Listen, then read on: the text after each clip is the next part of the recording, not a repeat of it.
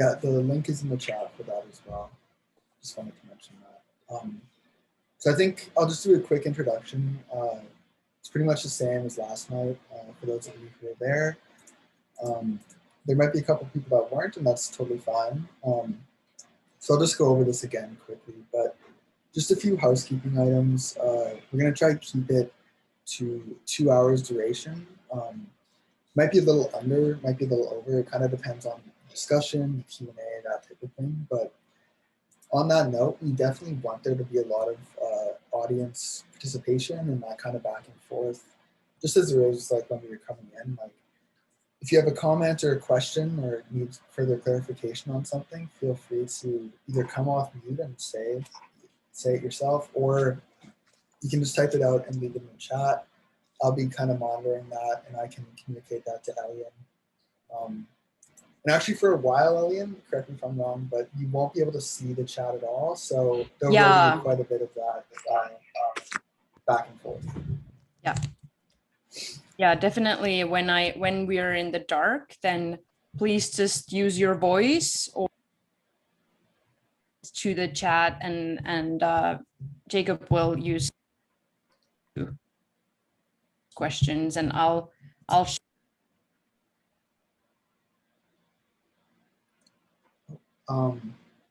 Elian, I think you may have cut out. I don't know if other. Is it okay now?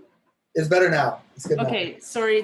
I just blocked the mute button. It has a little red light, so I put some tape on it, and it just muted me probably. Yeah, that's that.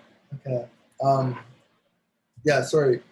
You were saying nothing too important. I was saying anyway, so it was a good censoring moment. Okay, cool. I also just want to do a quick land acknowledgement. So right now I'm in Treaty 6. I'm in Saskatchewan, but the Filmpool is based in Treaty 4 territory in Regina. The original lands of the Nehiyawak, Anishinaabe, Dakota, Lakota, and Nakota people. It's also the traditional homeland of the Métis Michif Nation. Given the recent discoveries in Kamloops, we also felt like it's an important time to reevaluate and re-educate ourselves and others on Indigenous settler relationships, and just understanding the true history of the foundation of this country.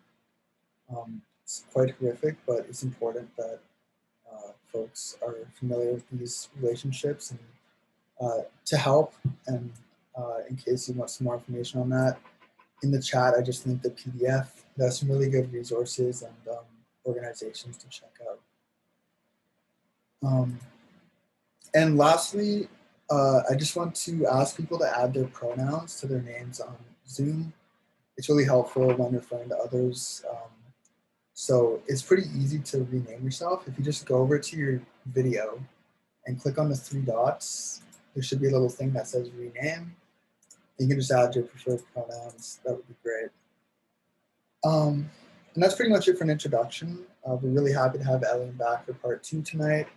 I'm really looking forward to seeing how this turns out. It'll be a lot of fun and very educational. So I'll leave Elian's bio in the chat as well. I read it last night, but just in case folks aren't familiar with Elian, it'll just be in the bio, or in the chat there. So on that note, Elian, take it away. Thank you, Jacob. Second time, the charm. Okay, cool. I'm so excited to be back here with you. I've been kind of wondering about our last night's developer throughout the hours in between. So I'm really excited to just test it out and go through the process with you. I'm gonna do a little share screen exercise here in the beginning still. If Jacob, you can enable my possibility to do that, I'll yeah, perfect. Sorry. Thank you. No, that's all good. So yeah, kind of just like going through some things that we're going to talk about today. Same thing goes as yesterday mentioned, but for those that maybe weren't here, I'm more than happy that you interrupt me in the middle of my sentences when I'm kind of just explaining things as I go. I welcome all the questions, whether they're specific in nature or philosophical in nature, whichever nature the question is, please just ask whenever you feel like it. I'll just go here. These were kind of the same welcoming notes that we went through yesterday. And just going through the part 2 where we're at right now, we're just going to talk first a little bit about how to get ready to your developing process, basically some things to consider before you start going into the ritual itself. Those preparations include the consideration towards different film stocks, kind of making sure that you know how to approach the stock that you want to develop. Then we're going to go to the actual practical part of today, and we're going to actually develop some film. And then after that, we're going to get back to kind of think about what happens after you've gotten your developed film out of the final wash, what things you can do with your film, then some practical things about drying and cleaning, and then ultimately just some final resources for you who are interested in maybe pushing even further with these methods, exploring ecological approaches to color or the reversal process. We're not going to go into much detail about those, but I'm just going to bring up some resources for those who are interested. I see that Gerald is in the waiting room. Jacob, is he in yet, or? Just added him, sorry about Okay, that. perfect, great. Welcome, Gerald. I think that we just got you in.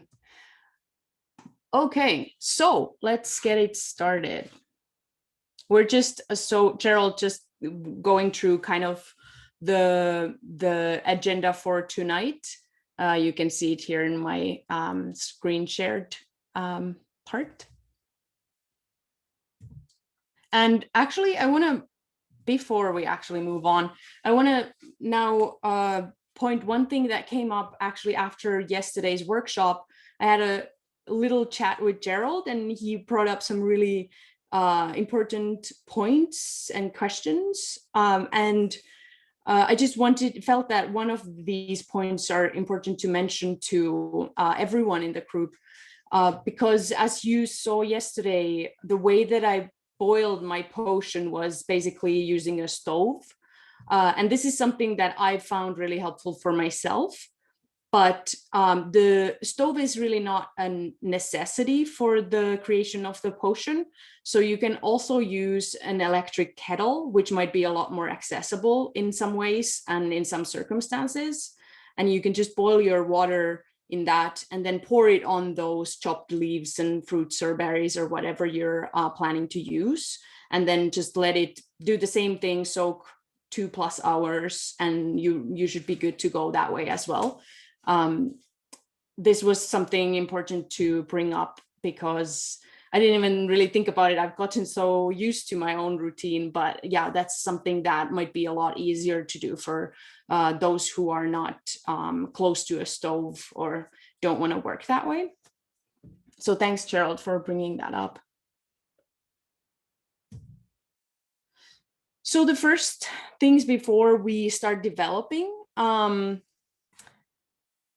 something that I always think about is, how do I want to do the developing process in itself? Do I want to do a bucket procedure, or do I want to use a developing tank? And we went through a couple of options yesterday. I've now put some of these visuals here to actually show you how the tanks look like. These are the most common developing tanks available, but there's a lot of different variations for these. So for example, my I'm just gonna pull this out again. So my low-mo tank that I use is, as you can see there in the picture, it's pretty similar. It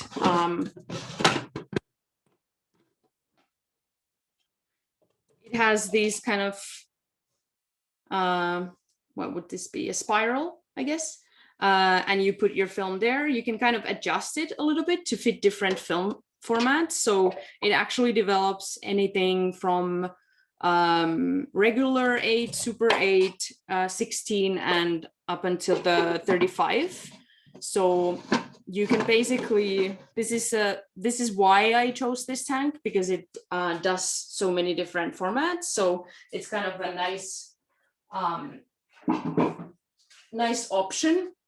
But those tanks are a little bit expensive. They're usually you can find them from eBay for like a couple $100. I think I paid for mine. It's from USSR.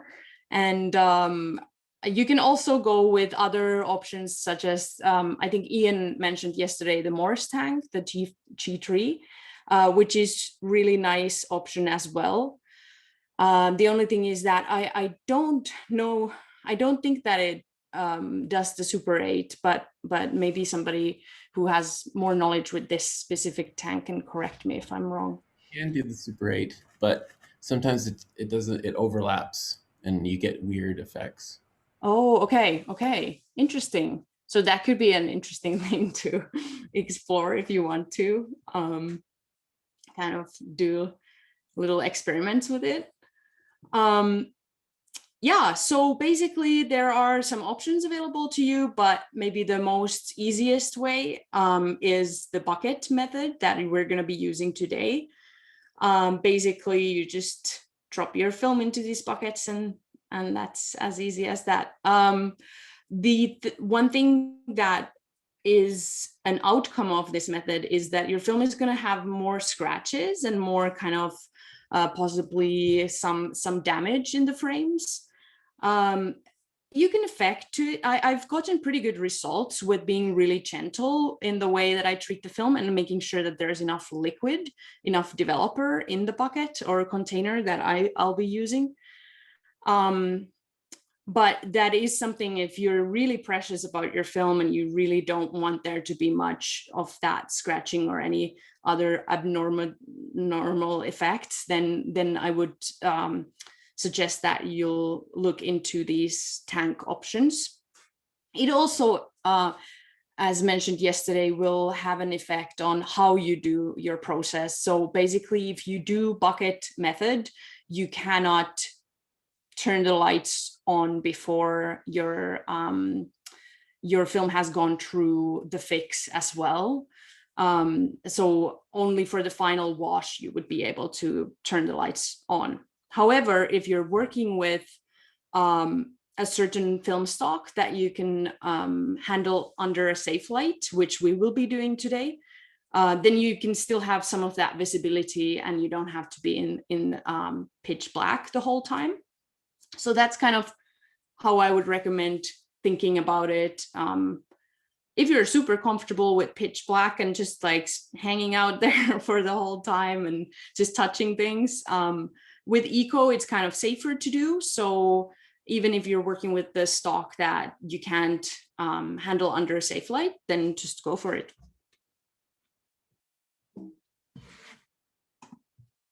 And then, yeah, I guess I mentioned a couple of things. One thing that I always forget for some reason is scissors.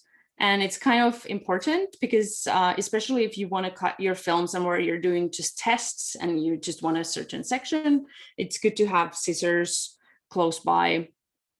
Or even if you're taking your film straight from a camera, then that would be helpful also then. All right, what next? So yeah, I kind of mentioned that there's a little difference when working with different film stocks. So here, I actually took this picture today. I have the exact same cartridge here. First of all, you want to kind of just think about a couple of qualities that your film has that you're going to develop.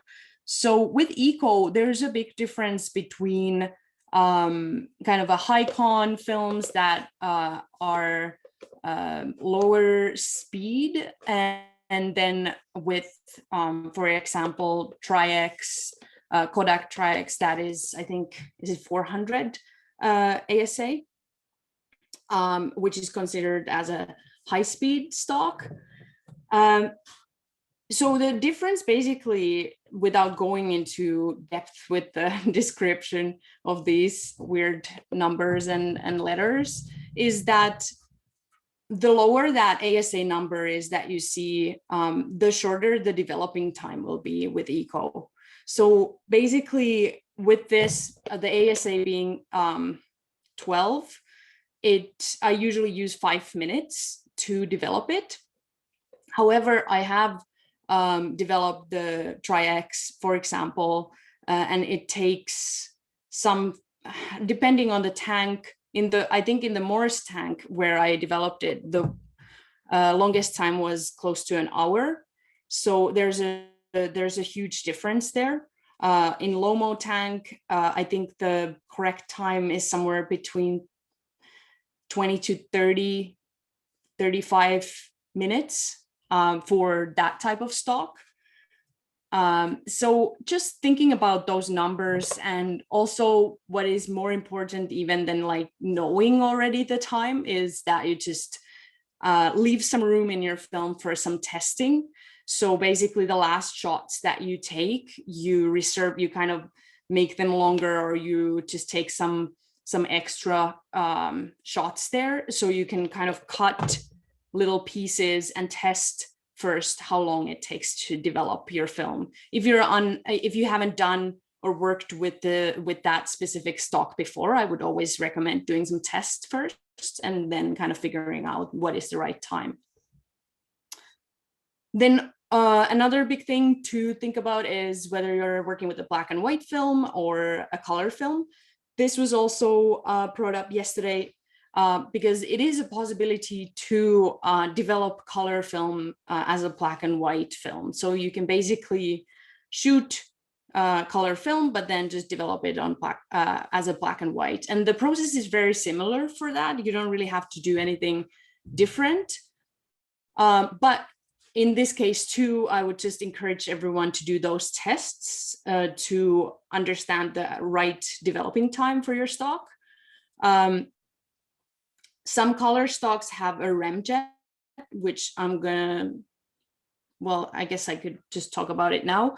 So some color stocks and also some black and white negative stocks usually have a remjet layer, which means there's this extra safety coating, so to say, and you will have to kind of get rid of it first before you start developing your film.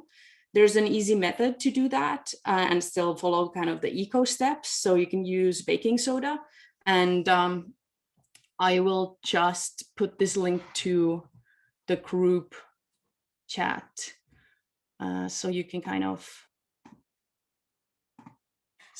oh, everyone,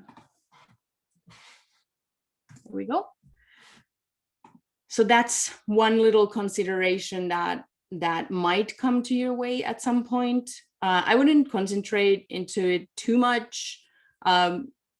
If you're really precious about your film, then obviously go through the exact data about the film. But one thing that I've learned is that you learn as you go. So I didn't even know about remjet long time ago, but then I had a film that I had to develop that had one, and then I just kind of seeked for that information at that stage. So just kind of be cautious of those little things that your film has.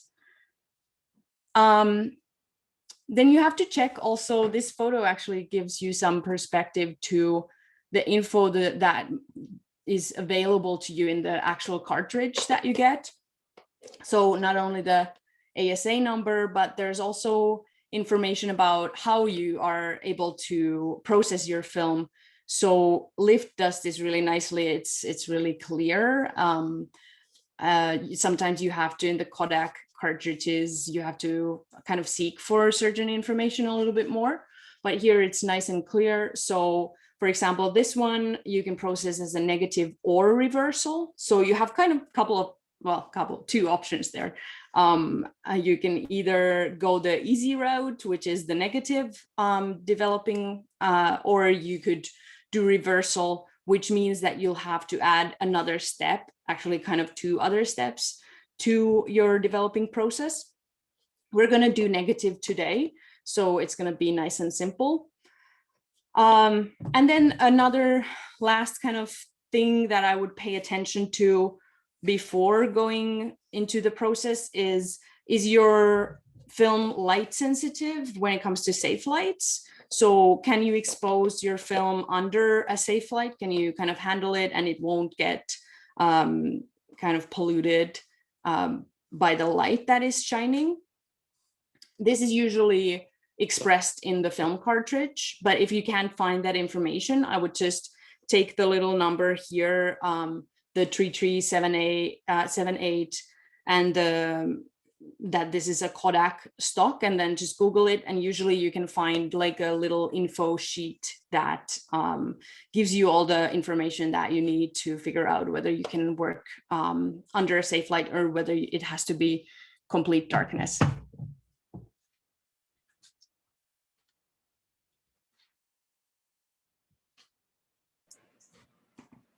And just a quick note, that stock that we're talking about right now, 3378, that is what we'll be using for the 48-hour film challenge or film frenzy. So that information is right there. Elian's very familiar with it, of course. No, thanks. Thanks, Jacob, for bringing that up, because it's also, maybe I could mention that this is a stock that is not typically seen as the stock that you shoot film with. It's actually made for sound printing purposes. It's a print stock, so basically it's used for kind of doing duplicates of film or printing sound on film. It has a really high contrast, so it works well in that way. However, you can shoot it with your 60mm camera, so the only thing that you have to really be cautious of, that you're outside, you pretty much always when you shoot. So it has such a low ASA number that you'll have to be in bright sunlight to get a good exposure. Or, I mean, I have shot it in a rainy day and it was just fine as well. But it does come challenging if you want to shoot something indoors. So, I mean, you could just come up with a really bright studio lighting and it would work probably. But I would just recommend using the outdoors for this stock. The nice thing about it is the quality and the contrast is really nice.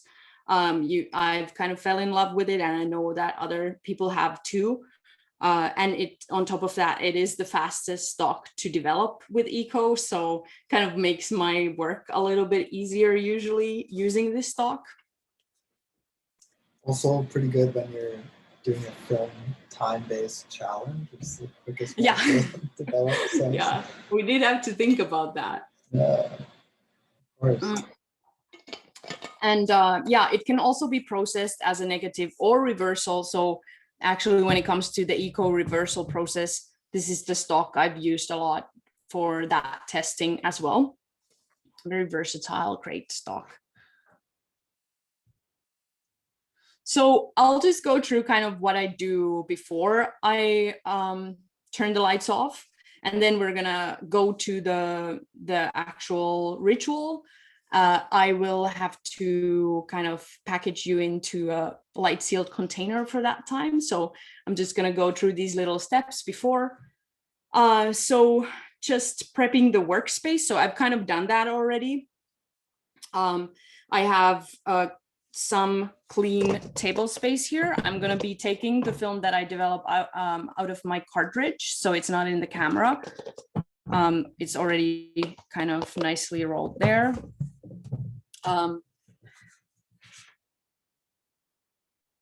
Yeah, okay. And then I basically have the things that I need. I have my scissors, I have my timer. I'm gonna just kind of make sure that it's at the right spot and give it some power. There. And then just kind of make sure that it's ready to go, which is the case here. Then we'll have to, at this point, I would mix the eco solutions, both of them, the developer and the fix. But since we already did the developer mixing, so basically adding the washing soda and the vitamin C, we don't have to do that today. So it's ready here to go. I'm just going to pour it into a container when we're good to do that. And then, so yeah, we'll just do maybe the fix now. So I'm going to go to the head, what would I call this? The security camera. So you can see what I'm doing. Okay.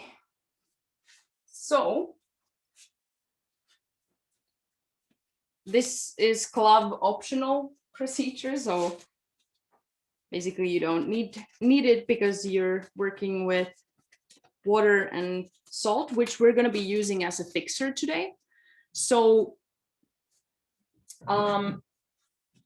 there are some less toxic options for fixers that are still kind of in a compact form, and I use this brand, which I can kind of show this way. It's called EcoPro Neutral Fixer, and you can get it from B&H Photo at the moment. And it's just like a more eco-friendly option for using still a fixer that does the same job as a chemical fixer. So I've found this really, really useful for doing tests and things that I really want to just get done quickly. But I wanted to show you today kind of like a more natural option. So we're going to do a salt fixer. And the only thing with that is that we have to leave the film to the fixer for 48 hours. So obviously you're not going to be hanging out here for 48 hours. So I just developed a little strip of film a couple of days ago and left it to the fixer until tonight. So I'm just going to show you that strip as kind of like a part of the process. But we'll just do the fixer for this batch. So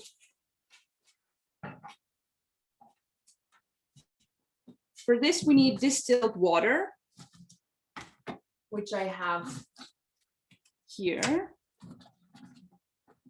Just trying to see where I have lost. This is why the prep is important, because I don't see where my measuring cup is. I just have this small one here. Maybe we can use that one. Well, it kind of looks like we have like 3 liters out of the 4 liters left. So we're just gonna eyeball it. This is not actually so hard to, if you go wrong with this, it shouldn't be so crucial. So we're just gonna go like, okay, that looks like 3 liters.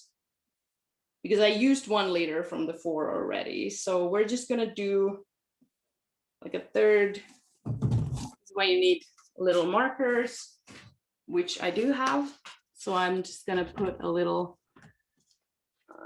looks like somewhere there. Could you tell us the reason to use the distilled water instead of just tap water? Yeah, that's a good question,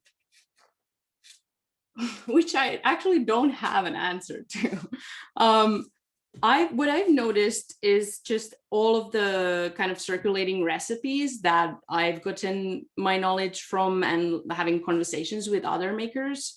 Usually everyone uses distilled water for the fix and also for the eco bleach. So that's another solution that I always use, distilled water. I think it has probably something to do with just the pH. I don't know if it has something with the pH balance. I should probably look into this. That's a really good question. And I'm sorry, I don't have a perfect answer for that, but maybe I can look for that information and get back to you, Ian. Okay.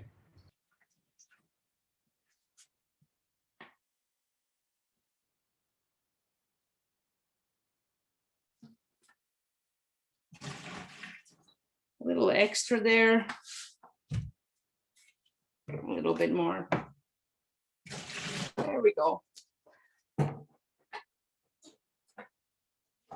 So for any other solutions, it's really important that you measure your things. I don't want to give the wrong image here, but this one is a little bit more merciful. So just gonna trust that it's gonna be okay. Then we take our salt. I just have some sea salt here. And we need 300 grams of it. So here I have 450. So I'm gonna have to measure it with my scale here. So the rule kind of is, at the moment, the one that I've been using at least, is 1 liter of water and 300 grams of salt. And I typically use this kind of coarser sea salt type of thing. But I think you could use whatever. I don't know what the results might be with different types. It shouldn't be different too much, at least. So we have 305 grams. I'm just gonna pour it here. There's also better, or I don't want to say better, but different variations for mixing your salt fixer. Some people kind of heat the water first, and that helps kind of that process a little bit. I recommend checking the Don George's website. There's really great salt fix recipes there as well.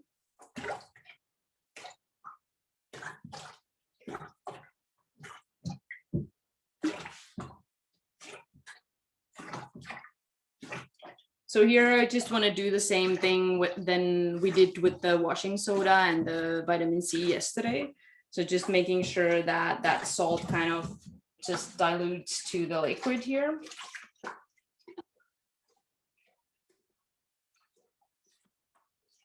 And like, just to comment on that question about the distilled water, I don't believe it's absolutely maybe necessary to have that. I think it just maybe creates some more trustworthy procedure, but I think in this case with the fix, I don't think it's as important maybe than with the eco bleach, but I know that it is important for to some extent to the eco bleach to have the distilled water.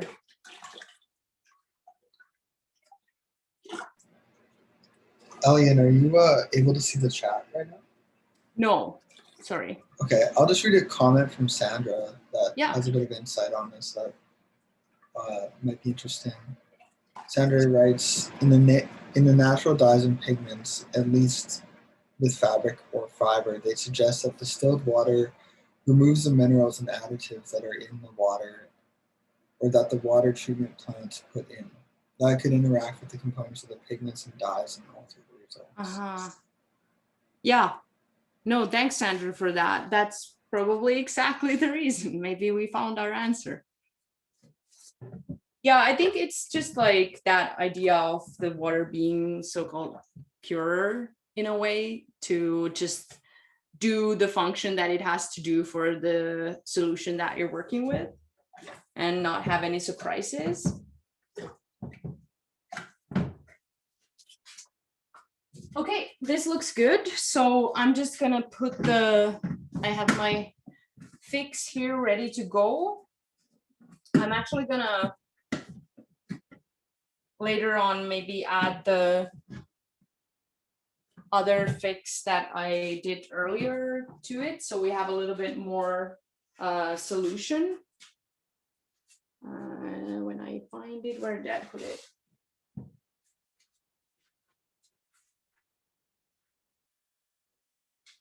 Oh, it's here, sorry. Okay. This setup is a little bit different than I'm used to, so I'm just needing a little bit extra time figuring things out. But here we go. This is the solution I used for the previous film. So I'm just gonna kind of reuse a little bit of that. Because we're gonna be developing a little bit more film this time. I don't know if this is like the greatest thing to do, but we're gonna just test it out.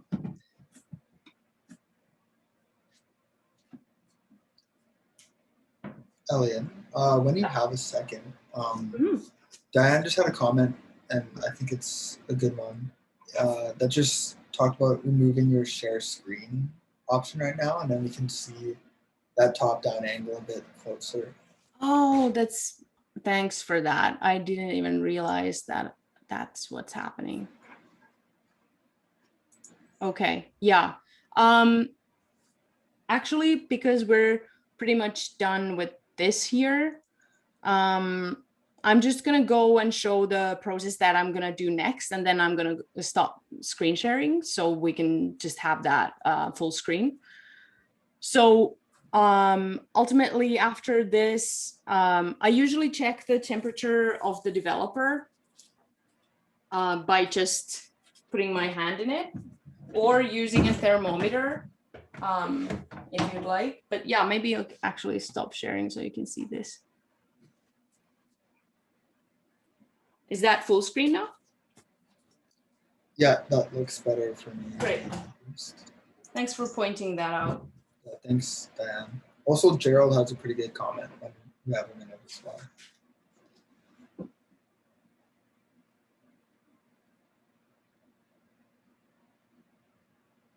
Yeah. Okay, so Gerald says here about the water, the choice of distilled has more to do with getting a consistent result with water from different cities when these recipes are shared. Oh, okay, yeah, that makes sense. Like Sand suggests, minerals in the water create different results. That said, once you know how your local water works, you can often dispense with the distilled water. Yeah, that's a really good point. Definitely. And also taking into consideration, you know, you don't have access every time to distilled water.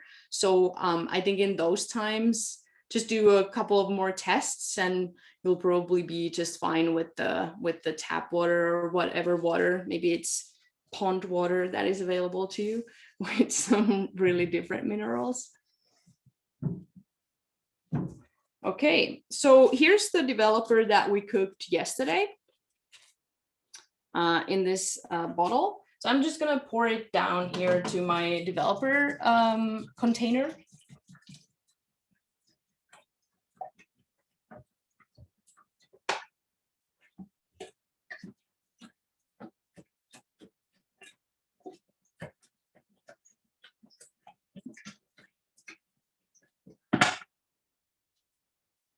All right, looks still good. And now I'll just do the temperature check. This is just like a normal thermometer, so you can get ones that are actually darkroom approved, but I just use these sometimes.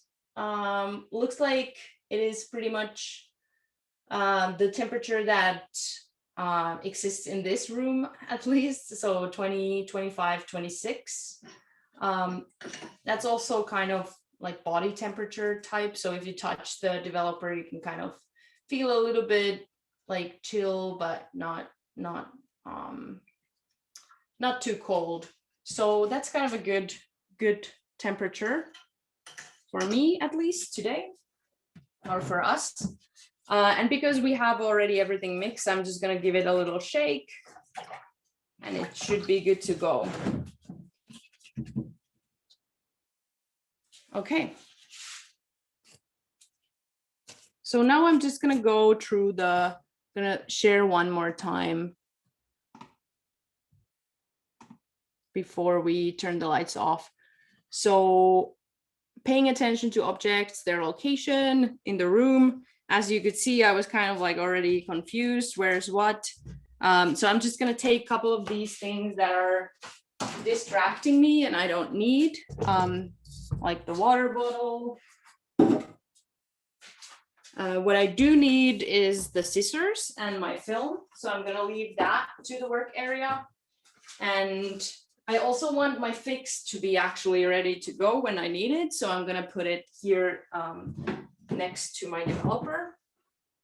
Then I also will need a container to put my water in. So the water is gonna be used for several stages.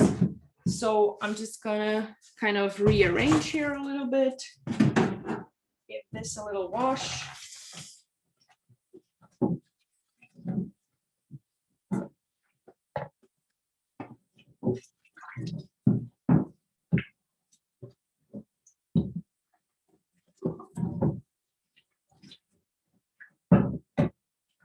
Now I had my salt fix there before, so I kind of want to make sure that there's not a lot of salty liquid here left to ruin my my film right from the get-go.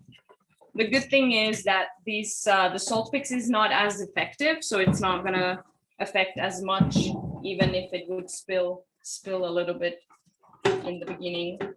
But anyways, that is a good water container for me, and I'm gonna put it there because that's what we're starting with. Putting my developer here on top of the fix, handy. All right, and looks like it's kind of ready to go. And then I'll just show you this procedure that I'm gonna do next, so you can kind of get familiar with it, because then I'm gonna be turning the screen sharing off. So we talked about the safe light a little bit. Today we can work under it, so that's great. We're gonna kind of let our eyes adjust a little bit after the lights are turned off so we can actually see. This takes in the total darkness a little bit longer.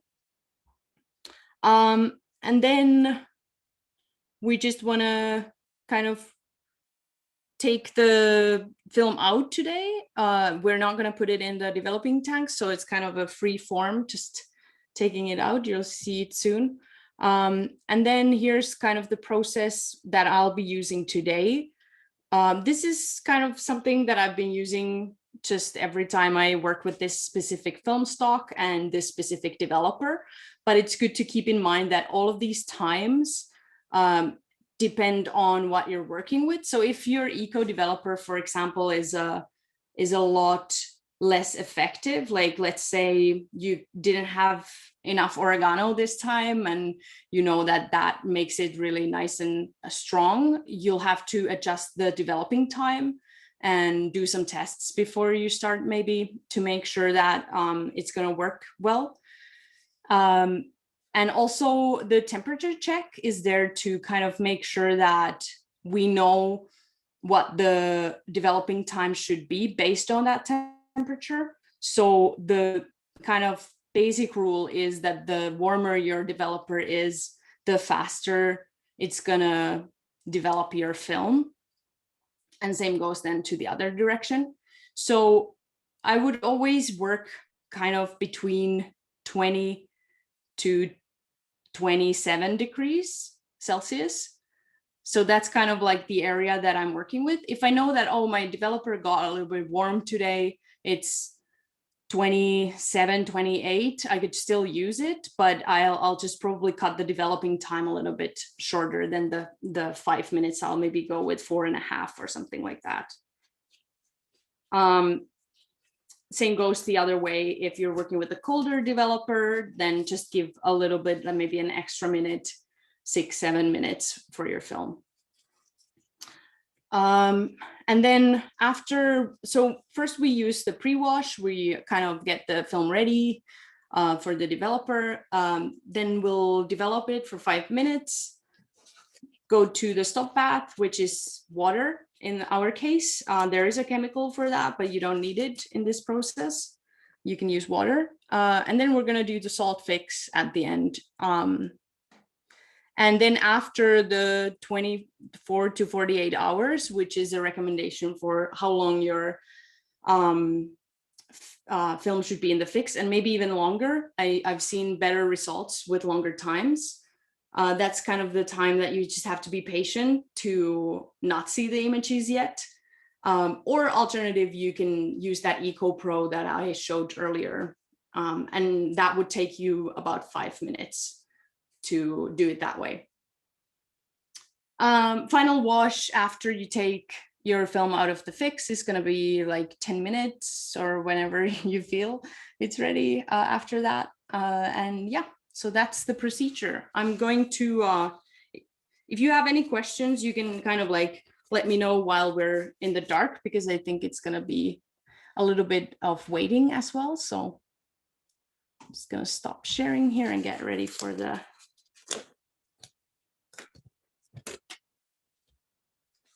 process here. Sorry, this is probably going to be some unfortunate sounds coming through when I'm moving the laptop.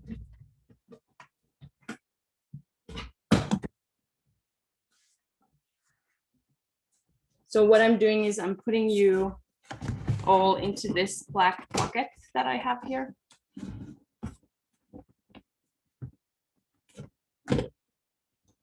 Maybe you can say hi to yourself. There you can see maybe yourself in the little screens. Okay. And Jacob, you can still hear me okay? Yep. Yeah, it comes through okay. Just gonna put that a little bit down.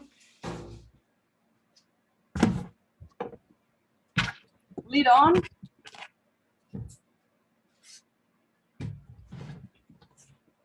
And then I'm just gonna kind of secure it with this, I'll just put a little garbage bag on top, just in case.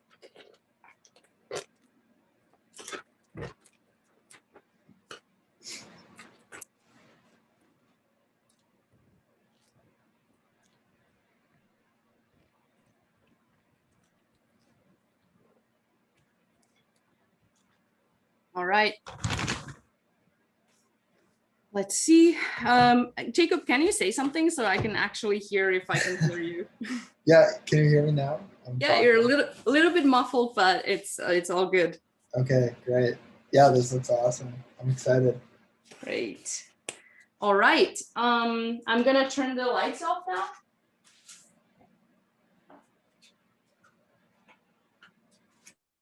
And actually, before I'm gonna put this red light on.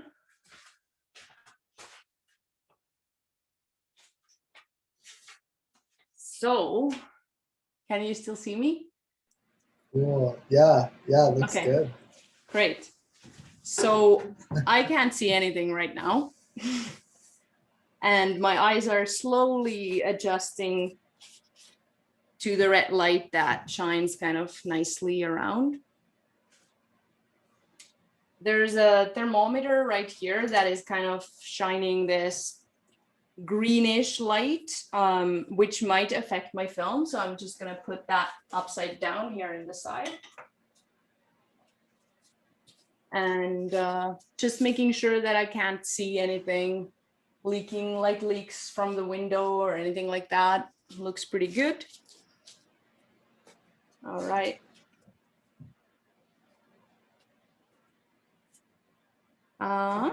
So I think we're pretty good to kind of start the process. So I'm gonna take my film out of the cartridge. Now it's exposed to the safe light, but because we're working this stock with this stock, it's all good. And then I don't actually see the container that is for the water because it's transparent, but I think it's somewhere on the right side of the, this is here. Yeah, just to the right, yeah. There we go. So basically I just want to get my film in here. So I'm gonna start pulling it from the cartridge, and I'm kind of like making these little loops, looping it.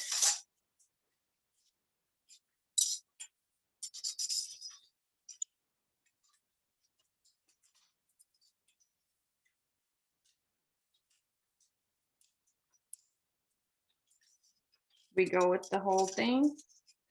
Probably, there's not much left.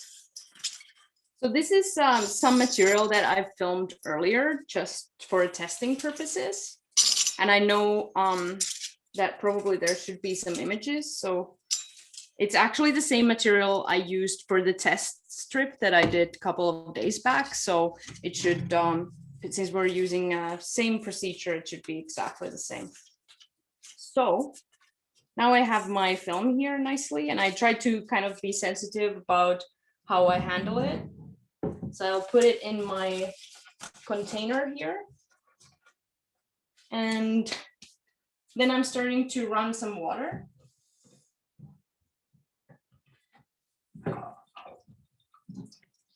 I want to make sure that it's not too hot or not too cold. So kind of just test it out with my hands. I'm not wearing gloves at the moment.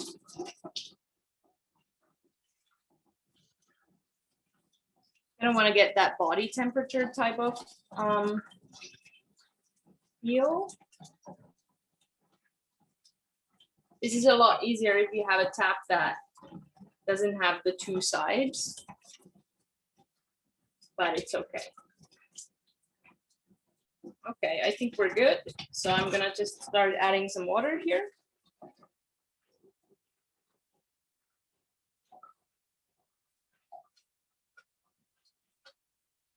You probably have a better sight to everything than I do. Still, I'm starting to see a little bit better now, but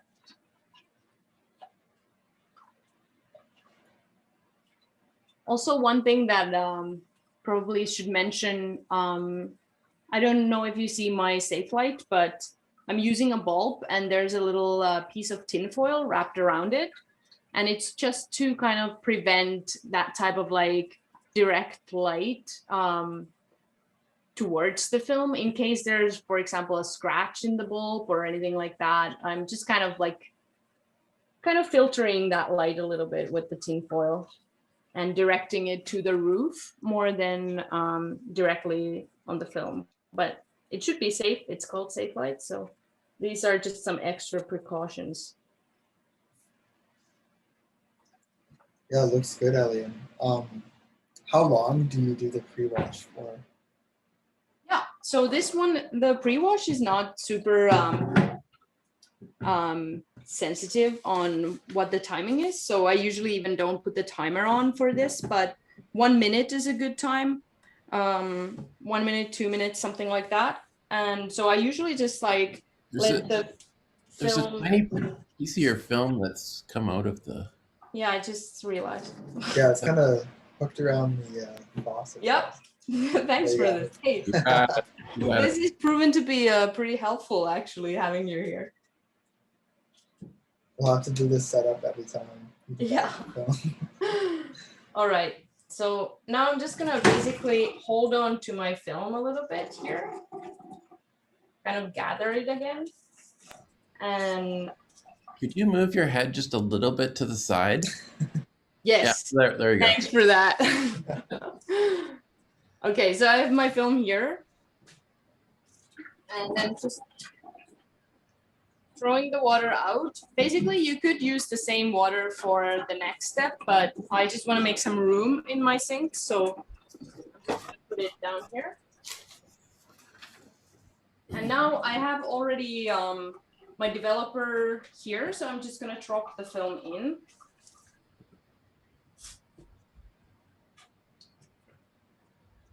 And take the bucket onto this side.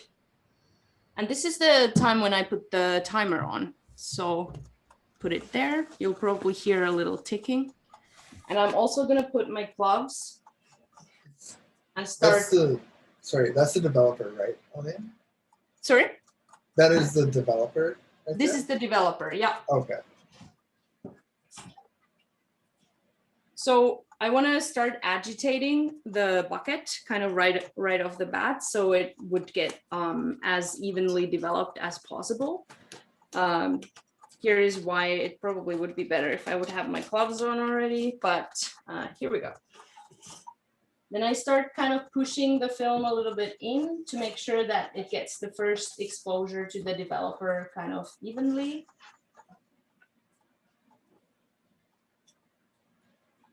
I don't want to be too rough. Like if you're looking for results that you want to have those scratches and you want to have that physical effect, then you can go like really roughly in and just mush the film if you'd like that. I know that it's something that people have done previously and might be of interest to others.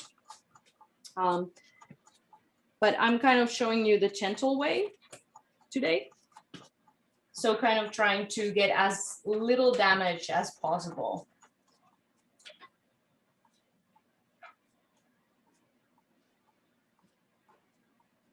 So what I do is I go in for, let's say 10 seconds, every about 30 seconds to make sure that the film is not just standing still there, because then it will get unevenly developed really fast.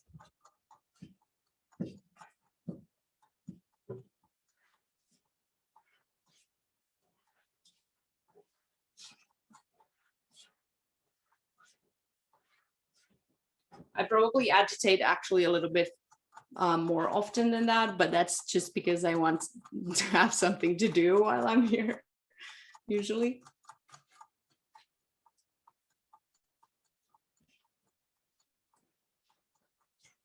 And then I sometimes just like kind of grab the film, put it in a different position.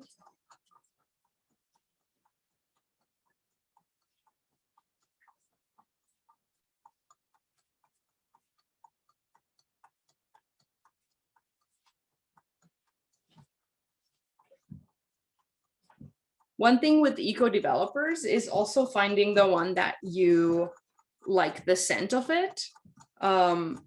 Because I know that for a lot of people who started with caffeinol, they just after little time had passed, they felt that the smell of it is kind of, it just stinks bad.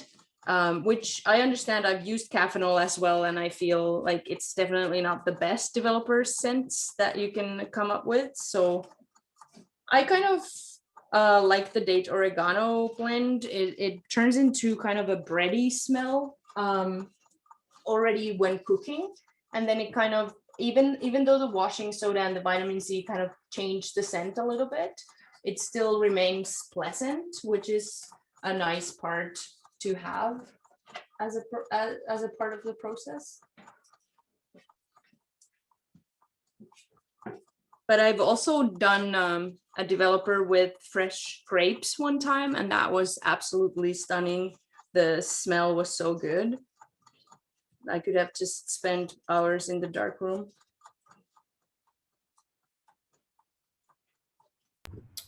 Last night I was looking at someone. There's a brewery that makes a beer. Yeah. That you can use as a developer.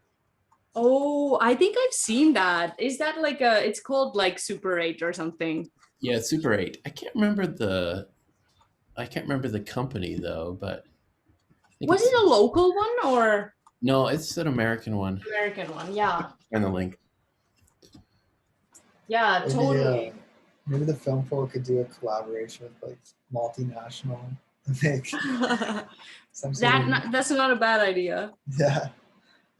Gerald in the comment just says caffeine smells great until you add the washing soda, at which point it starts to smell like a pot of coffee that's been sitting on the burner all day.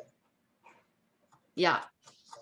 Yeah, it's weird. The washing soda just changes everything. It kind of changes all of the developer scents, but never to the better. So it's kind of, you want to start with something that reacts nicely with it, even when you put the washing soda. I think we're now in the 5-minute mark. So what I'm gonna do, I'm gonna put this back here where it came from and put my stop bath container back here and then just grab the film. And at this point you can I usually kind of check that there's some images, and that's usually a good sign. So here I can see under the red light a little bit, and you probably see better if I lift this. Yeah, you got images. That looks good. Yeah, awesome. Great. Thanks for the reporting services. That's awesome. I actually want to have this assistance all the time. Anyone who wants to attend in other times, I will welcome warmly.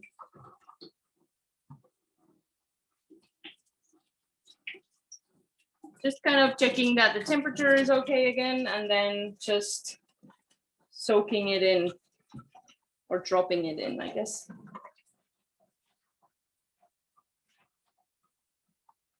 And for this part, I'll just leave the water running here, and it can spill and everything. It's actually good if the water kind of keeps changing a little bit. So what this point does is that, or this step does, it is supposed to just kind of stop the developing process and then prepare it for the last phase, which will be the fix. And I'll put my developer on the side here because we don't need it anymore.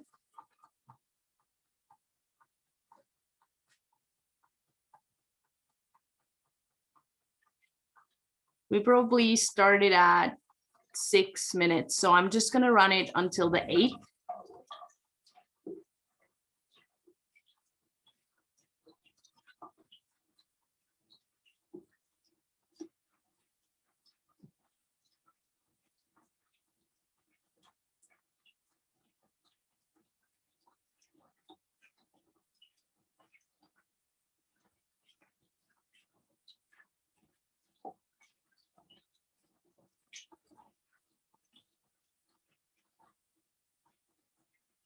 It almost looks like you have snakes in water.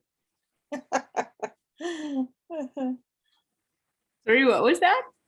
I said it almost looks like there's snakes in your water. Oh yeah, yeah, definitely. From this angle, I was like, yeah, oh. or like seaweed, or yeah, yeah. garter snakes. Garter snakes. Yeah, for you probably you also see it very differently. Yeah, it looks good though.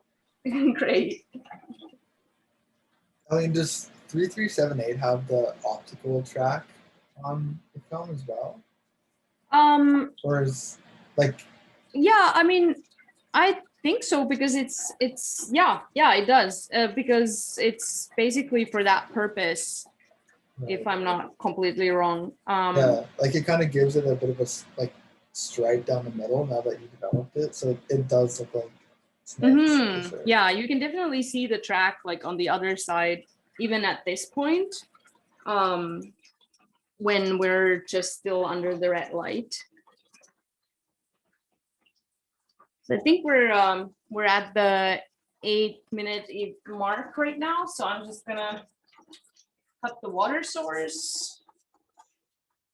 I'm gonna show the film one more time to you, because then it goes to the fix, and unfortunately we won't be able to kind of check this specific batch of film. But I'll have that test strip for you that you can see, which was done exactly in the same way earlier.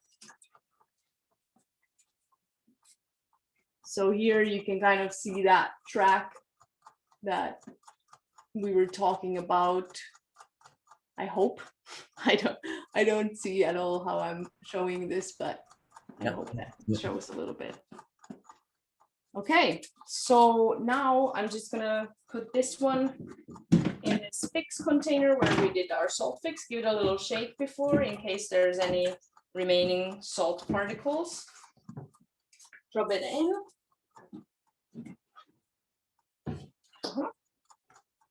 And I'm also gonna just kind of make sure that it's in the best possible way, that it's kind of soaked in. Now, because I'm working with this amount of film, I know it's not going to be immersed the whole time, which is kind of unfortunate. We probably should have done a triple amount of the fix. What I would have to do is to kind of take it out, agitate it, and maybe even lift the film after the, let's say, 5-hour mark or something, and kind of reposition it, and it should be then good. Or alternatively, what I might do is to just mix a little bit extra liquid for the salt fix and then just drop it in under the safe light. I think this says fix. Does this say fix? Yep. Great, thank you.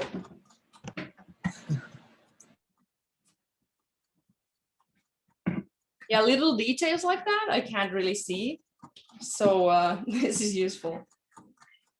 So I don't trust exactly that this container is going to be completely light proof, so I have another handy garbage bag here that I'm gonna use.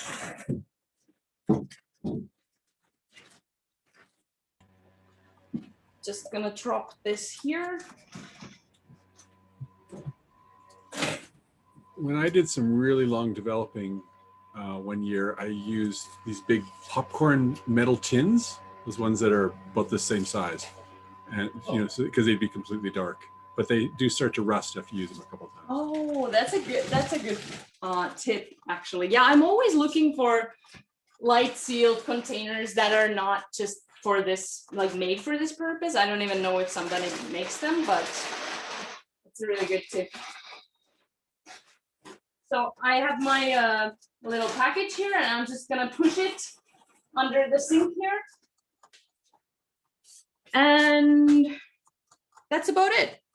Now I can turn the lights back on and we can kind of have a look at that strip that I developed in the same way. So I'm just gonna drop that one in the water there.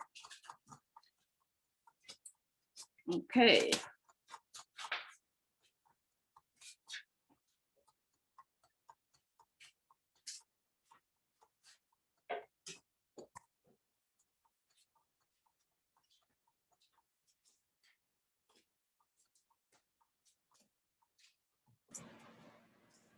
Great job, Elian.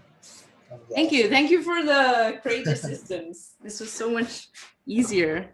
I'm gonna take you out of the box now.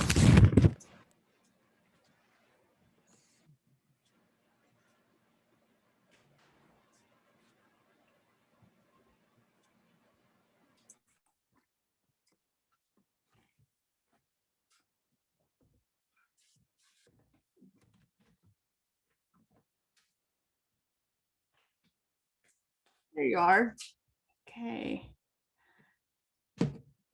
So I'm just gonna basically go through what I would do next is fill this same container with water, and after the fix is done, just take my film, put it to the wash. That's a phase when you can work under bright lights. So at that point, it's safe to do so. And then I would do my final wash either by kind of running a little bit of water for the whole time, or just kind of changing maybe the container a couple of times and letting it just kind of rest there. So then we would pull our final film. And as I said, this is a piece of the film that we just developed, done in the same way. I'm going to show it here. So that's from the salt fix.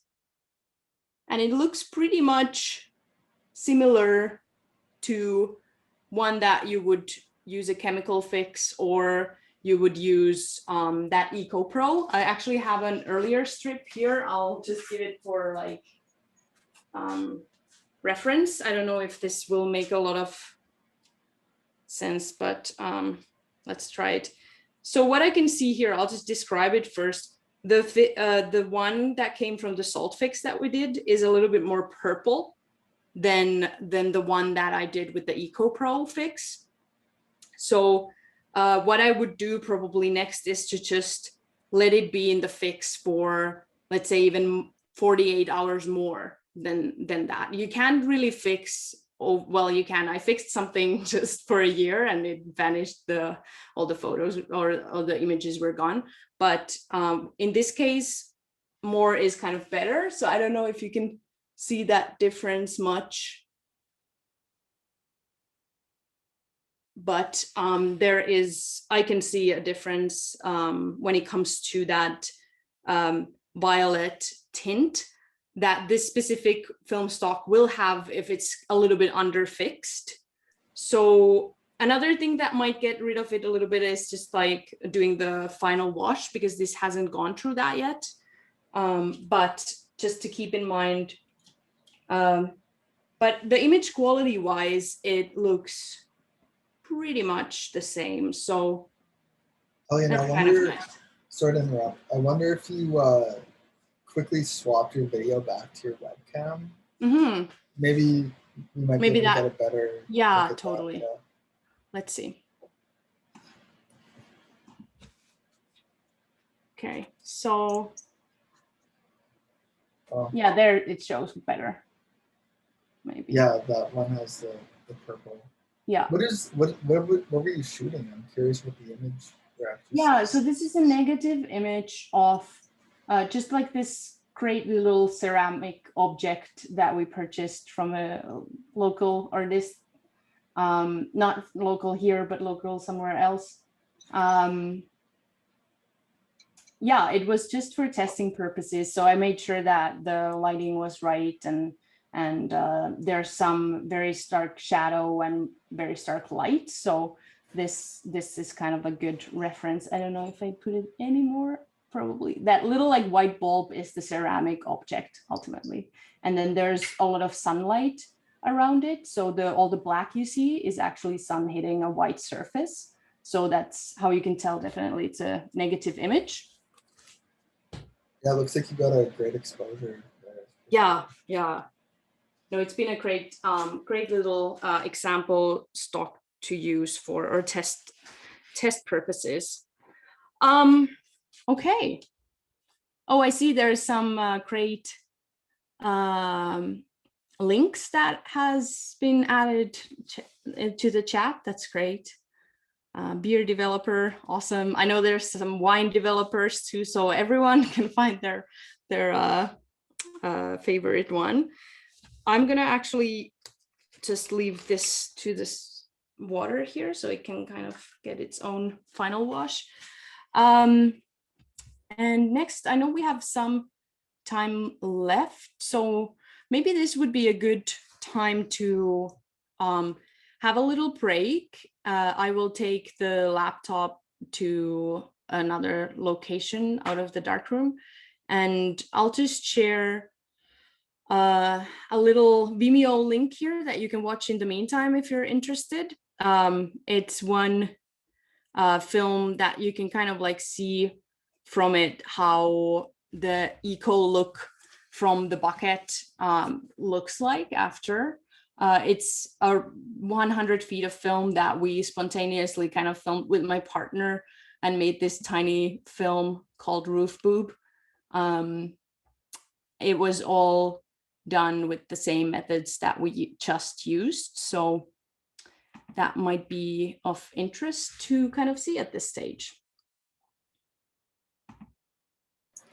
Was this project used, did you use the salt fix or did you use the eco fix? Good question. This was the time before before I was using the salt fix. So unfortunately that is not represented in this material. And I'm assuming it was shot on the Bolax? Yes. So this would be like a pretty good reference for the 48 then, because it would be. Well, I would add that this film actually went through the airport, and I think the X-ray kind of like did some magic on it. So there's these really interesting, weird forms that look like flowers sometimes, or something else. Everyone can use their own imagination. So that effect wouldn't be in the films that you make here. It also is a different film stock. Okay, I'll be just showing a couple of examples after this that are the same film stock, so you can get a better idea. But just for this transfer time, I'll just entertain you with this one. This was some expired negative higher speed stock. So just as a reference, I think ASA 100 or something like that. I'll shut my camera for this time and then I'll meet you back in a couple of minutes.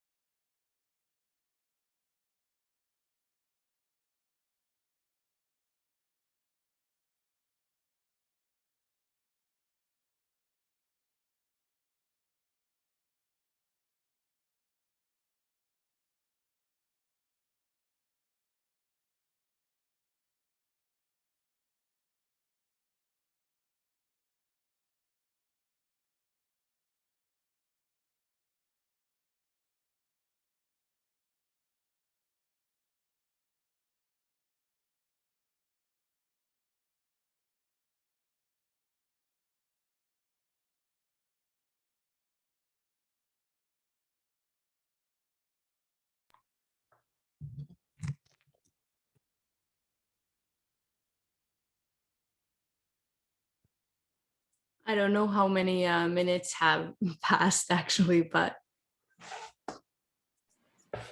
is this a good time to pick up, or maybe people are still having a little stretch break? loved Roof Boob. It was great. It was boob on a roof, and I loved how, like, you could definitely see like the scratches and the. Was that the bucket method then? Yeah, That they looked awesome. great. I love that reaction, that error is perfection, I guess, or there is no perfection, and there's just kind of different aesthetics. Yeah, with that one, it was pretty rough process, so it was definitely not the type that we just did now. I had at the time, for some reason, a little bit less developer than I kind of would have needed. Sorry, I'm just gonna get rid of this one.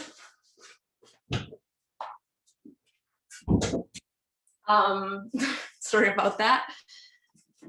So the big scratches kind of, and that effect came from that really kind of half and half of the film was out of the developer, half of it was in, and then it got just twisted and kind of manhandled there. So that's how you achieve that type of aesthetic. And also those little blobs of like differently developed areas are because of the film is not soaked in the developer for the whole time, so it kind of has that different spotting or something like that.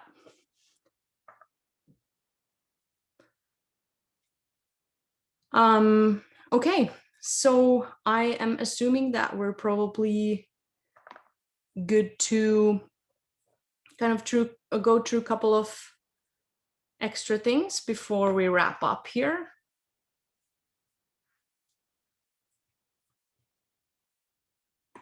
Just gonna screen share again.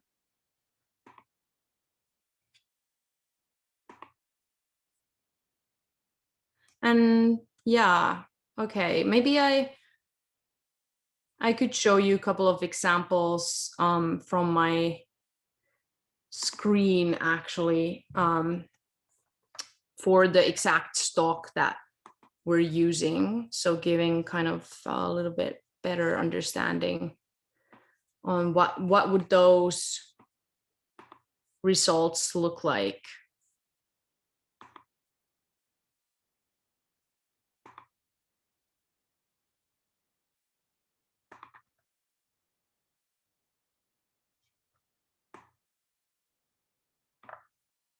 Sorry for the wait. I'm just changing that screen share option. There we go.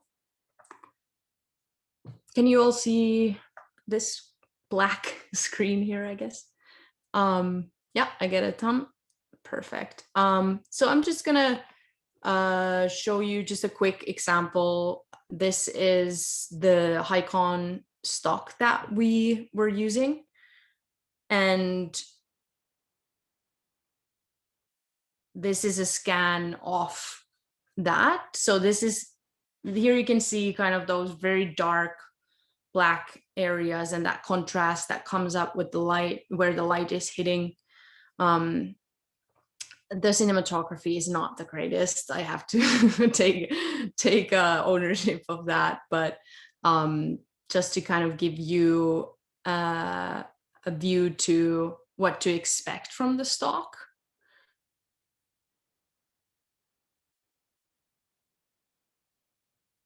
Here's some overexposed stuff. So probably the best kind of contrast, this was the best exposed part, that if you get your light meter readings right and everything is matching, then this is kind of the look that you're gonna get out of it.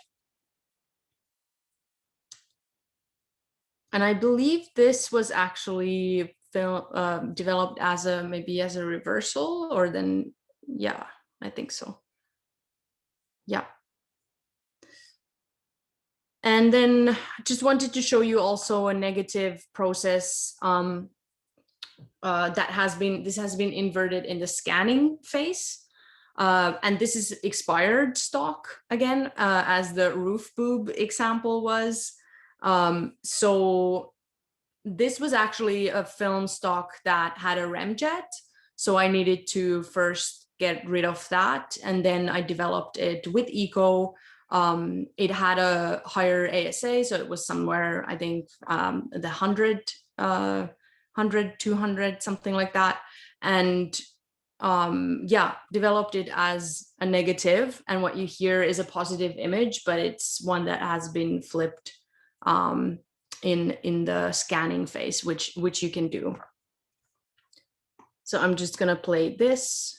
And also taking into consideration, I actually didn't have a light meter when I shot this. So I think it was underexposed for most of the time. And then on top of that, it was expired stock. So this is kind of just like also to show that even though you're working or doing mistakes or doing errors, there's still an image that you can pull out oftentimes, even with the digital enhancement that you can get from the scanning and then kind of affecting the image in the post-production. There's some things that you can do there. So just don't give up hope if your image is not as you wished it to be in the very first stage. This is just my father here, just to give a little context. Doesn't want to be filmed, obviously.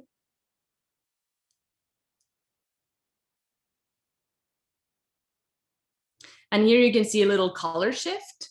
So that would be a different part of the film. I had to cut it in the middle. So the developer I used was possibly different on the second time. So it had a little bit different tone. And here's just me walking on a road.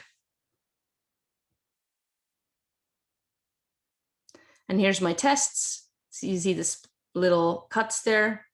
That was the first test I did. So obviously this went through kind of, I want to just show the procedure with the tests. There's my first test. This is what I got out. So obviously my developing time wasn't long enough at that stage. Then I did another one, which was this, I believe.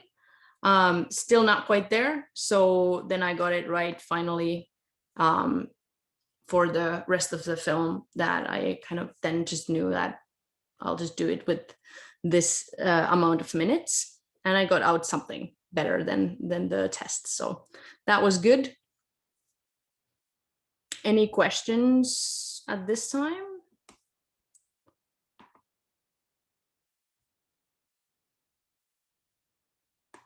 Can you talk about the reversal bleach concept, or does that work with eco or not? Yeah, totally. Yeah, I'm happy to talk about it. I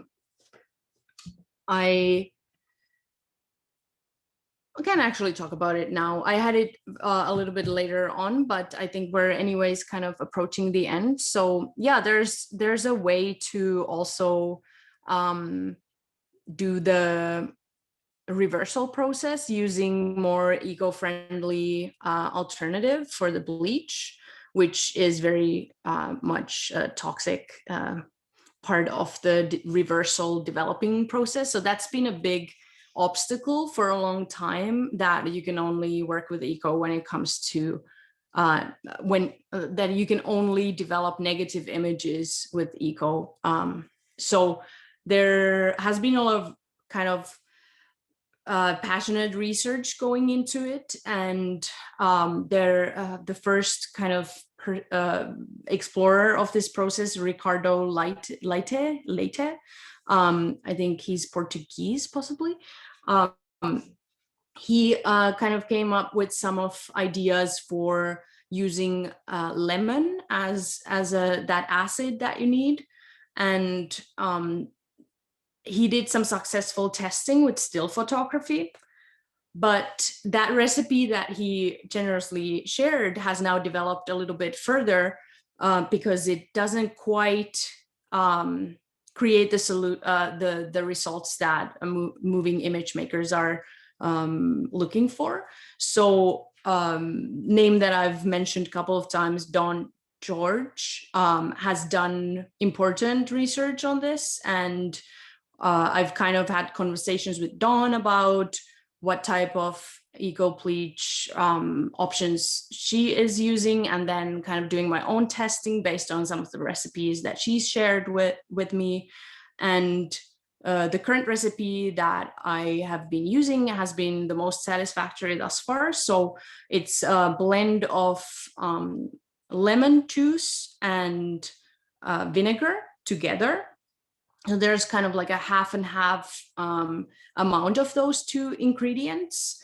And that is then blended together with this. That's where I use distilled water.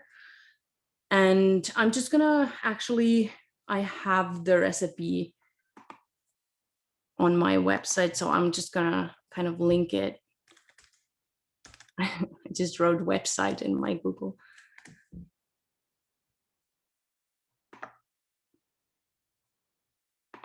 So I kind of write about these explorations in my blog because it's kind of an ongoing thing. But one thing that I wanted to also share at some point was like my best recipe at the moment for that process. So I'm just going to share it with all of you.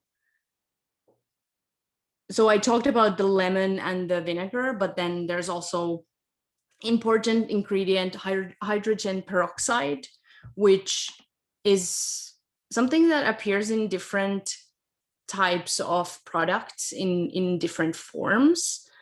It can be kind of not good for the environment if you go to the hair products, for example. I did some research with actually using the hair product hydrogen peroxide, but then realized that it's kind of like against what I'm trying to do here. So the best one thus far that I've been using is the food grade hydrogen peroxide that is actually very strong.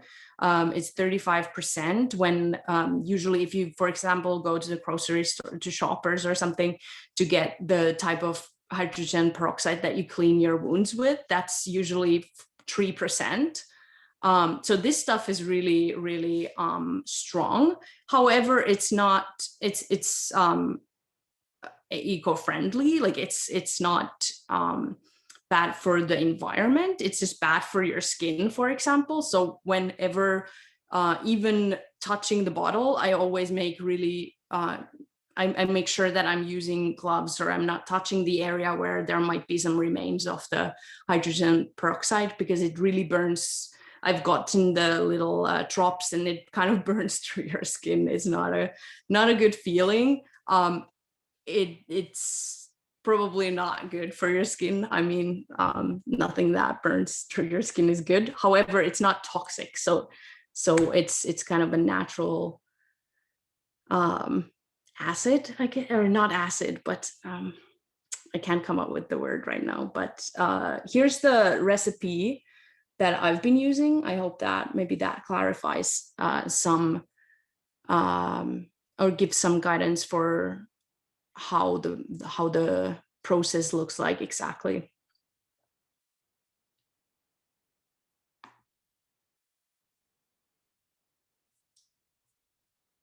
What I would want to just kind of mention about that too is this, my research has been with the reversal eco process has been based on kind of like trying to get as perfected, like similar to chemical process image out of it.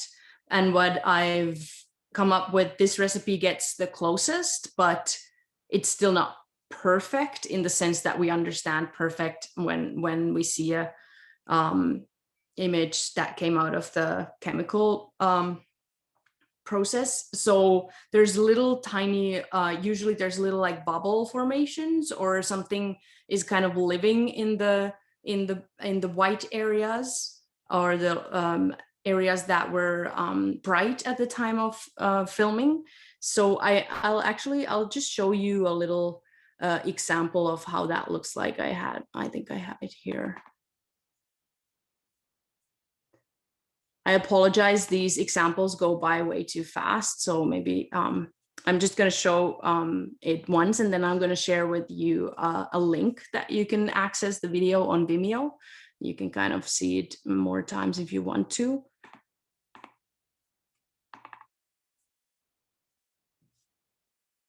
So this is just some documentation of the tests that I've done. It's not as crisp of an image than you just saw in the scanning or through the scanning. These are just my own documentations through a projector or whatever was available to me at the time. So just a little content warning there.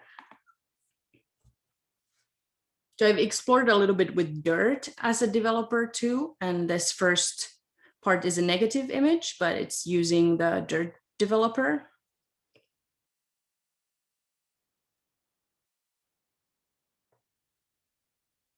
This is using my cats as the subjects here. So that went really fast. So I'm just going to show it as an image. So this is basically one of the first tests that I did with the reversal. And I used lemon and it was unfiltered. So everything like these little drops and particles that you see are actually like little pieces of lemon. But it created something really interesting for me. So that's something that maybe in the future I'll use as a tool or as a kind of like, this is what I want for my image. This one is similar, but I've changed a little bit of the bleach itself, tested some other amounts of the lemon and filtered the lemon as well. So now you can still see kind of there's a flicker happening in the background. That's my dark cat and some white brick wall.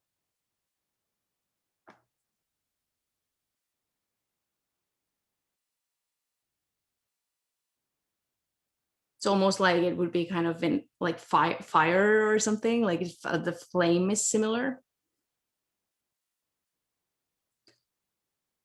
And I guess I named these just based on the order, but this one actually is the most successful. I think I've used this still kind of few times as an example, because it kind of, there I have the right kind of contrast coming through. It's still quite, it's a little bit more contrasty that it would be if I would just develop it as a negative and then invert it, but it's pretty close. And the results are going to be anyways different based on the process that you use. So I was pretty happy with this third one. And then there you can see a little difference. There's a cut there and a different strip that I've then put together back afterwards, but it changes a lot. There's again that lemon flesh, I guess, or something that you call it. The little pieces of lemon are present again. And these are just little strips that I'm working with. So that's why there's unfortunately not a lot of material to observe. This is kind of a camera test that I did with 2 different exposures and using tape kind of to block the other side. So it's pretty confusing actually, but you can still see those shapes that are actually moving. So you're creating some kind of exposure and image, and the reversal process is happening there, even though it goes to, I think, total darkness in the end. So that's where we're gonna end this one.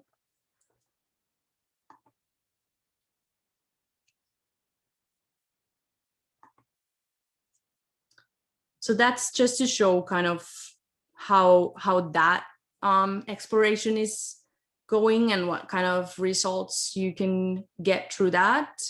I've done a lot of testing after those tests were documented, so it's definitely further than that at the moment, but those are kind of interesting to see also when it comes to the different ways that the ingredients interact with the celluloid. I find especially the lemon pieces really interesting.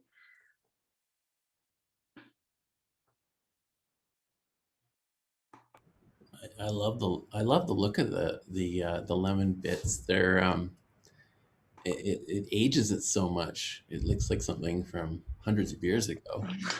Um, but it's your cat, who I assume is still around. Yeah, unfortunately. Sorry, I'm cruel. My cat just killed a mouse yesterday, so I'm really angry about it still.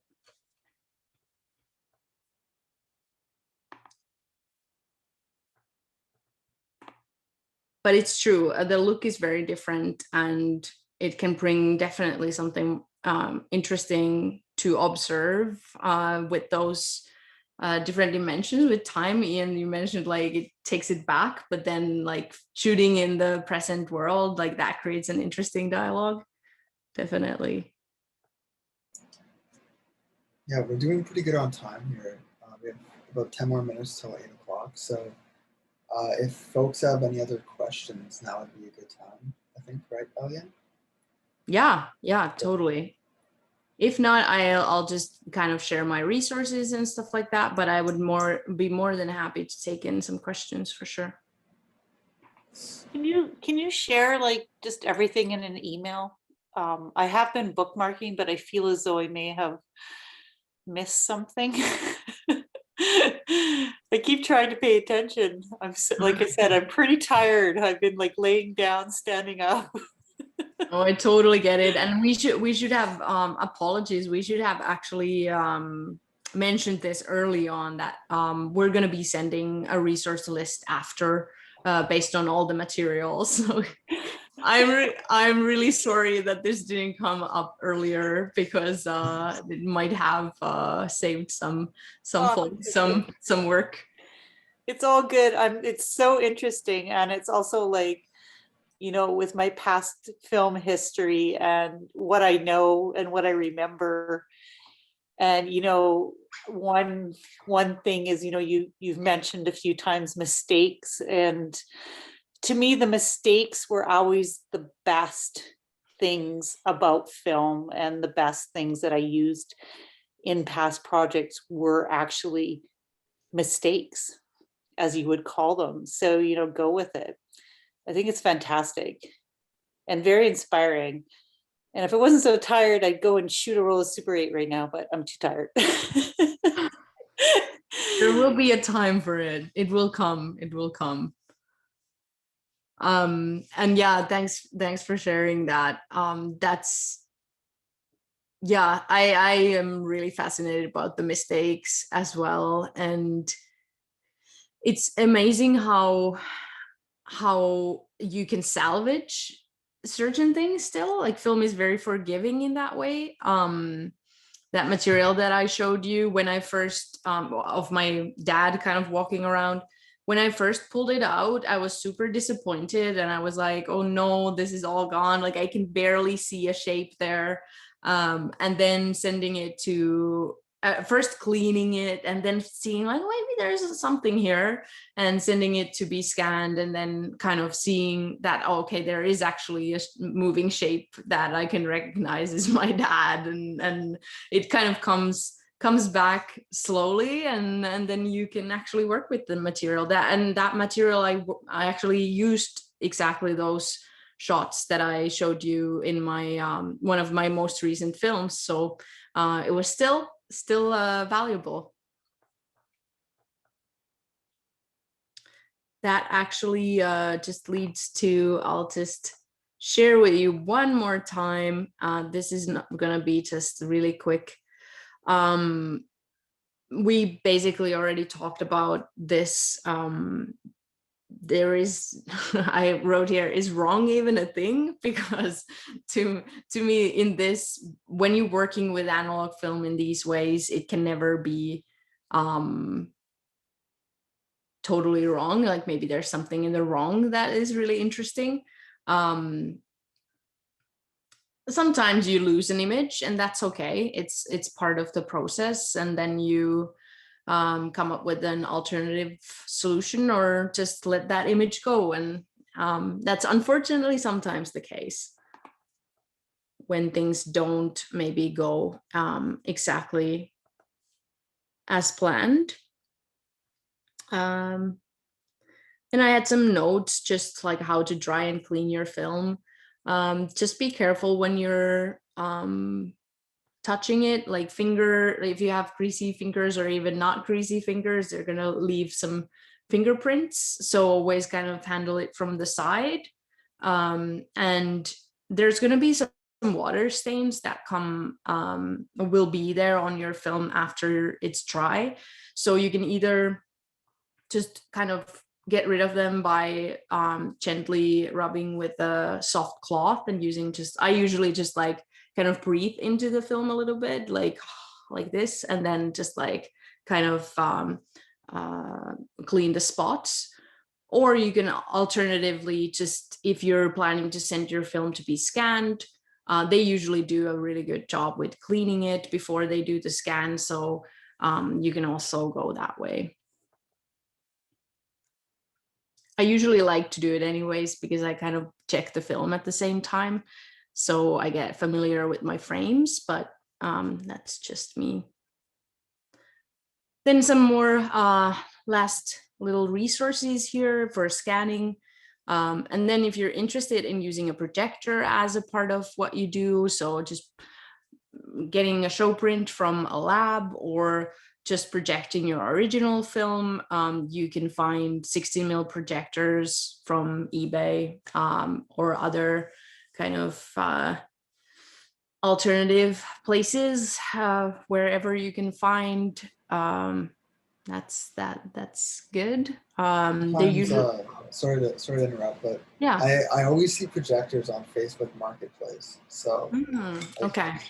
Sometimes 16, sometimes Super 8 or 8, but that's definitely a good place to look, and people just give them away for nothing. So yeah, totally check. Yeah, absolutely. And yeah, sound, well, like you can add sound and print it afterwards on film. It's really costly, so I think that's why there are so many silent analog films out there. But definitely you can do digital sound design and then attach it to the film later on. You're not going to be doing it yourself probably, but you can pay other people to do it. Or you could, just go the silent way.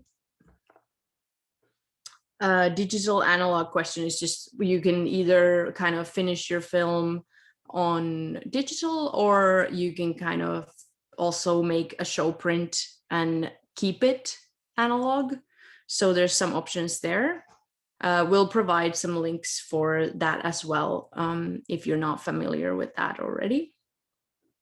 Then just like last little things that I wanted to mention is, if you're really getting into knowing more about what you can do and still keep the eco procedures in mind and include that to be a part of the practice, what you're doing, there are a lot of other things that you can explore.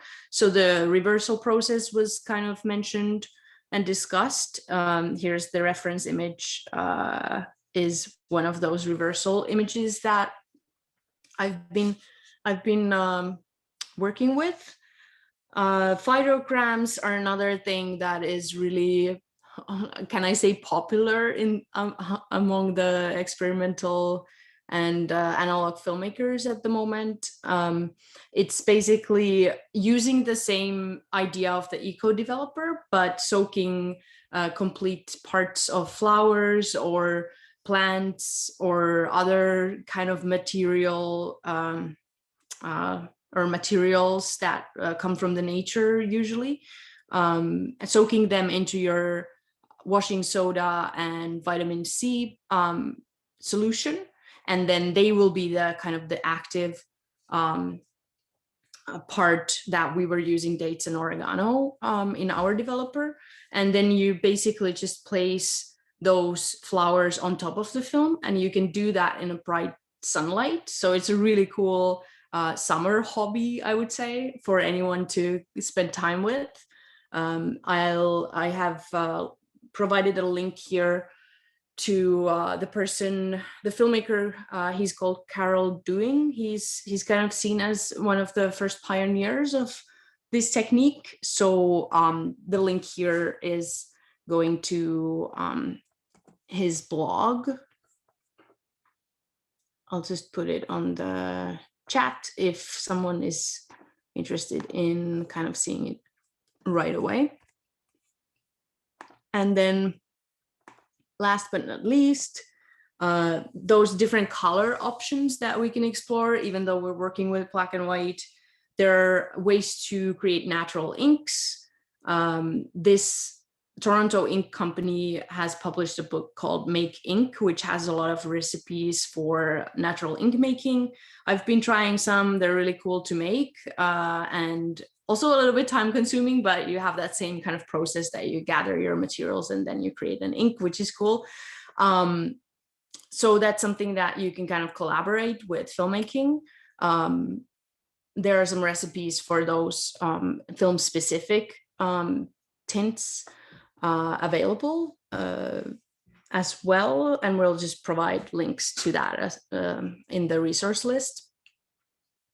And then other methods of bringing in color, I've used just markers to color my film. That's really easy and fun as well. There's probably other options as well that other people even in this group has explored for bringing in color when you don't have color film to work with. Just a couple of those reads that I mentioned, the Make Ink book. Other two books that have been published kind of recently that cover some filmmakers that have been working with eco for a longer time. And that's about it. I think we're 2 minutes over. And yeah, at this point, I just want to thank you everyone for donating this time with me and spending some time on a Friday night in the darkroom. Thank you. Yeah, thanks everyone for joining us. Thanks again, Elian, for sharing your magic and your potions with us. It was a lot of fun, especially seeing the developing happen like in real time. I thought that was really cool. So yeah, thanks again everyone for joining us. If you're not already registered for the 48, please do so. Tickets are still available. You can find all that info on our website. And yeah, stay connected with the Filmpool for more workshops in the future. I think that's it for us tonight. So have a great rest of your weekend. Yeah, enjoy the warm weather and keep hydrated. Yeah, drink lots of Thank water. you. Thank you. Thanks. Bye, everyone.